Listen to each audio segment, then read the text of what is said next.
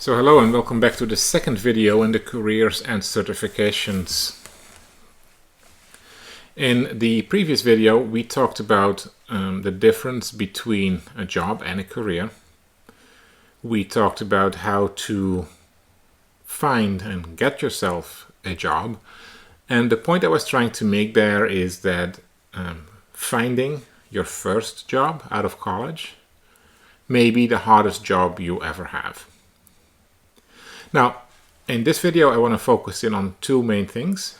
The first one being what kind of jobs are out there, and the second one, what role does certification and education play in getting those jobs. So, working in cybersecurity means that you have to have an idea of what it is that you want to do in the field. There are many different jobs that are either directly or indirectly related to working in security, and having an understanding of what those main roles and functions are is an important one. Now, I don't claim that this is an exhaustive list. There are many different jobs out there, but at least watching this video should give you a little bit of an indication as to what is possible. So step one, set yourself some broad goals. Remember, unless you set goals, you can never achieve them. So you need to set out with a purpose, and that purpose is defined by the goal that you set yourself. So step one, pick a side. What do you want to be when you grow up? Do you want to work for a vendor? In other words, for someone who provides services or products to their clients? Or do you want to work on the offensive side? Do you want to basically be a hacker for good? Or do you want to work on the defensive side? Do you want to be one of the builder defenders that is going to hopefully stop hackers from gaining access to your network and your data assets? Where do your preferences lay? Then, once you figure that out, at least in broad terms, you got to figure out how you want to do this. Do you want to do this as an independent contractor? In other words, are you going to take responsibility yourself for finding clients, for convincing them that you are worth hiring, for setting a fair price to your services, and charging your clients for those services, making sure that they pay, and basically in the end make enough money that you can live, that you can support yourself, and that you can grow? Or are you going to say, well, I'm going to be working for an organization who's going to do that, but I want to be in a consulting role, which means that I am going to be placed with clients or working for clients for a period of time on a project, and then once my project ends, I move on to my next client or my next project. And then the third one obviously is to work in-house, where you'll be in for the long game, you'll work for an organization, providing services to that organization specifically. Early on in your career, if you don't know exactly what you want to do yet, I generally recommend people to pursue that consulting line. As a consultant, you'll get a good amount of experience in a relatively short period of time. Your employer will place you with clients in different industries, clients in different areas of the world, on different types of engagements, and all of those are learning opportunities for you. In many cases, it means that you're going to those clients, and that means that you'll be away from home. You'll be flying a lot. Not always, and more, especially now in the coronavirus era, we might see a significant increase in work from home capabilities and requirements, but you'll still see a lot of different environments in a pretty short period of time. The other benefit is that you're going to make reasonable money, but you won't have any time to spend it.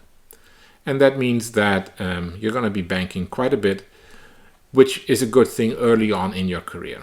Right out of school, you probably don't have a family yet that you need to support. You don't have a mortgage yet that you need to pay for. You might have car payments, but and of course your college debt, but that's probably about it. This is the time to do this, to be basically dominated by work in order to get your experiences. Maybe at some point you pick an industry where you say, I would love to work in the healthcare field. Or maybe you're going to say, I would love to work for a higher education institution. Maybe you're going to say, I want to work for a military contractor or for the government. And maybe you might say, I do not want to work for, say, a financial industry. All of those are important choices to make because they will help you focus on the type of job that you're trying to land. You might be location bound. We, as Adelphi University, have our main campus in Garden City, New York. That's on Long Island, which is for us, about 40 minutes outside Midtown Manhattan. And that means that many of our students will be commuting to Manhattan. Not everyone wants that. Some people say, I don't want to work in Manhattan. Please find me a job on Long Island. And others might say, no, I insist on working in Manhattan. Please don't give me a job on Long Island. Others might say, I just want to get out of this area here. It's too many people, too busy, too expensive.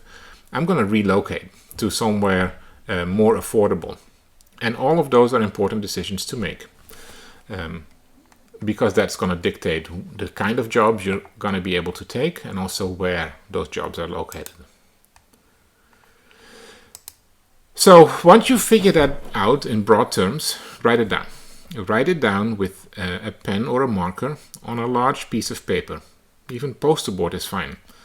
But write it down with your hands and a writing device. Don't just type it in a laptop, or even worse, try to remember it all. Somehow there is something about the act of writing down that really solidifies this as to a goal that you're going to pursue. Write it down and put it somewhere inside that when you are working through your 8:30 till 6 p.m. job or finding a job, you will see this and it will help you stay focused. Now, when we start talking about jobs and job titles, the problem is that there are no standard job titles in the information security field, or the cyber jobs, as they are more commonly known now. But there is a method to the madness, and let's explore what that method is. So let's first explore what it means to work for a vendor. Before we can discuss that, you have to understand what a vendor is. A vendor is simply an organization who sells products or services and not for their own use. Or maybe also for their own use, but not primarily. So for example, if I need to buy a new intrusion detection system, I go to a vendor. If I'm looking for someone to conduct a penetration test for me, I go to a vendor. The vendor is the business. And so we'll see a lot of business titles associated with that. So the first person you'll deal with if you're contacting a vendor to buy their products or services are typically the sales representatives. They are the people who care about the money. They want to make the sale. They want to sell products or services. Customer retention, sales quota are all things that are important to them. Sales is an important job though. I mean, that's how an organization secures its revenue. And as a result, people who work in sales and are good at it can make some good money doing it. The person who is good at sales is a person who is an extrovert, who is good at dealing with people, who is good at listening to them and figuring out what they are willing to pay for and what they are not, and then to match whatever the customers want to the abilities of the vendor to provide and hopefully land a sale at that point. It's not necessarily a technical job. It is a job about making the deal. The sales engineer is a person who knows about the technology of the company and knows how the technology works, under what circumstances it can be deployed, what is needed, for example, to run a particular operating system or a particular network system, whatever it may be that they're selling. And in such, the sales engineer will support the sales rep, where the sales rep is the first point of contact. Eventually, if I'm buying technology, I'm going to say, well, show me. and demonstrate it to me. Show me how this stuff works, how to operate it, and how it would bring value to my organization. And the person who's going to show me and explain that to me is the sales engineer. Next, we'll see the solutions architect. Many of these technology solutions that I can buy or license are very complex, have a lot of moving parts, and those parts need to be designed, and they need to be customized, they need to be configured, and that's the job of the solutions architect. They will design however the products or the services provided by the vendor best match my environment. It requires a deep understanding of the product and the services being offered. It also requires the solutions architect to understand the technology I already have in-house. And then the account manager. The account manager is the person I'll deal with once I have a contract signed. That's the person who is my advocate within the vendor. If I need something, I go to my account manager, and their job is to get it for me and keep me happy, so that when contract renewal comes around, I will sign and I will pay them again. After we sign the contract, the account manager is my primary point of contact. For example, if I have a technology issue, either something doesn't work, something went down, or I don't understand how to use something, I might go to the help desk or the support engineers. But if I can't get anywhere, my account manager is my next step. And then the job of the account manager is to help that solutions architect, that support engineer, prioritize my request and make sure that I get what I need and quickly. The support engineer, of course, is your typical help desk position, although it's a little bit more involved than your basic operations of Microsoft Office, but they specifically focus on how the product and the services they use can be of value. And then the last group is the development team, the people who actually build the technology, who provide the service, and the people who will fix bugs or who take new feature requests, who optimize things after they receive feedback from me. Within vendor organizations, though, these are the main job categories. The titles might be slightly different, but this is more or less what you're looking for.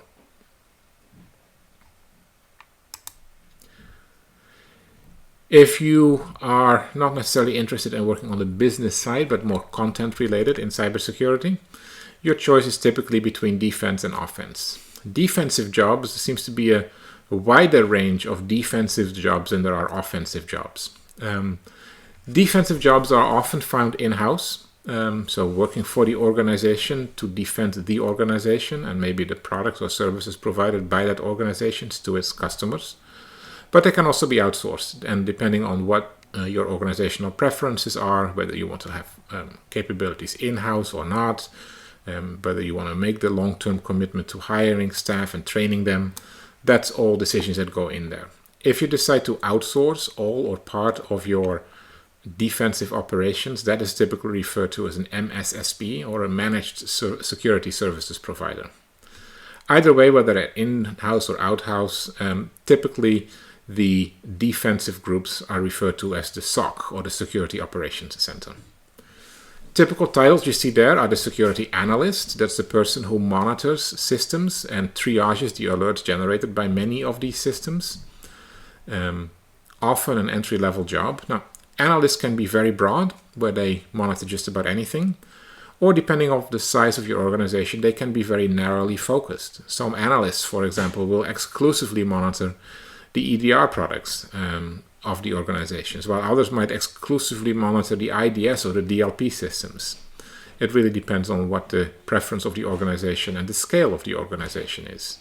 But the primary job of the security analyst is to figure out if an alert is an indication of a problem, and if so, to pass that problem on to the incident responders. If not, to acknowledge it and to move on to the next one.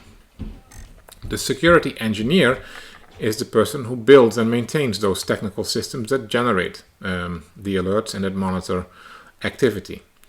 The engineer implements, the engineer maintains, the engineer optimizes, and as a result, the engineer also monitors, but he monitors from a different perspective. The engineer monitors to make sure that the systems are up and running, not necessarily on what they are saying. That's the analyst's job. Eventually, the systems built by the engineer and monitored by the analyst trigger alerts that cannot be dismissed as false positives, and therefore we need to dig deeper and initiate our incident response processes. And the person doing that is the incident responder. They're going to figure out, is this indeed a true positive? Do we need to initiate containment? Do we need to do additional investigations? Do we need to take systems offline? All of those are incident response tasks that hopefully follow a playbook. But if not, we still need to do it. And that's the incident responder's job. A very high stress, high paced job, but it's fun to do. The forensics analyst primarily supports the incident responder, and in the second nature also the security analyst, by doing investigations, by figuring out what these signals mean. What is the root cause of this alert? Can I use some cyber threat intelligence, for example, to dismiss this alert or to prioritize it? What kind of artifacts do I find on affected machines? And what do they tell me? All of that is in the realm of the forensics analyst. The security architect is the person who designs entire architectures, who figures out what controls are needed, where they are needed, how they should be configured, so that the security engineer can implement them. And then lastly, the boss is the CISO, the Chief Information Security Officer. That's my role at Adelphi. And it is to provide direction, oversight, and strategy to all of the people working for him or her. And that means that the CISO does not typically touch technology anymore. It is much more of a management job. It's much more of a job to make sure that his staff has everything they need, that they are properly equipped, and that they have their priorities set for them. Now, there's a whole lot of titles here. In reality, titles will change from organization to organization, but these roles do stay. Most organizations do not have specific job functions for each of these roles. Roles are often combined into a single person. But when we start digging deep, we generally see on the one hand the design and manage, so that would be the CISO and the architect, and then the build and operate, which would be the engineer, the analyst, and maybe the responder and forensics guy. So I would say that to run a security team effectively, even if you're not going to run around the clock, you need at least 3 people with each their different skill sets. And that makes it an expensive proposition. On the other hand, if you decide to be more on the offensive side of the house, you're not necessarily interested in defense, although hopefully in the end all the offensive lessons you learn are used to improve defenses. Your interest and focus is much more on behaving like an attacker, or basically even being an attacker, depending on maybe you're working for government in some form of a role. Most well-known title is the penetration tester. The penetration tester is the person who does a snapshot assessment of systems and services and determines if there are any security vulnerabilities that can be leveraged to gain access to data or systems, and then reports back on what vulnerabilities they found, how they found them, and maybe provide remediation suggestions. The penetration tester is often known as the ethical hacker. They hack for good, and they help improve an organization's defenses. But I mentioned it, penetration testing is a snapshot. It's not an ongoing engagement typically. It's in and out, and that as a result, a lot of the work is project-based. You do one project off to the next client for the next project. Very interesting to start your career, at least at the basic level. Some penetration testers don't do much more than running vulnerability scans to make sure that things match to baseline and that compliance statements can be issued. Others are very creative professionals who will custom build an attack based on a strategy and a scope of work, of course, to see how a determined attacker could gain access to a system. A good penetration test report is always useful. Last time we talked about threat hunting as one of the proactive security measures we can embrace, and someone needs to do that, and that would be the threat hunter. And someone who actively searches for signs of compromise and attack on the networks. Now that means that is someone who has to have a much higher level of expertise. They don't have a fixed playbook. They have to have a detailed knowledge of the organization for which they work. And at this point, I think the jury is still out on whether that is primarily seen as an in-house job or more of an outsourced job. There are not that many people who are full-time threat hunters. They do exist. It seems to be coming, but we're not quite sure yet if this is going to take root as one of the staple security jobs out there. More established than threat hunting is red teaming. You can think of a red team as a group of in-house penetration testers. It's not entirely correct, and I'm sure that many of the red teamers who might hear this object to that definition, but let's roll with that for a second. The key difference, of course, between a red team and a penetration tester is that a red team focuses on ongoing assessment, not just on point assessments. And secondly, that a red team has knowledge and access to the organization's infrastructure, and as a result can be much more focused on finding the deeper vulnerabilities. Don't underestimate the importance of product testing and product testers. If we can find vulnerabilities before we ship to customers, we're always better off. So making sure we test our software and our services before we deploy is still an offensive job, an attack job, but it happens before release. So don't underestimate how important those people are.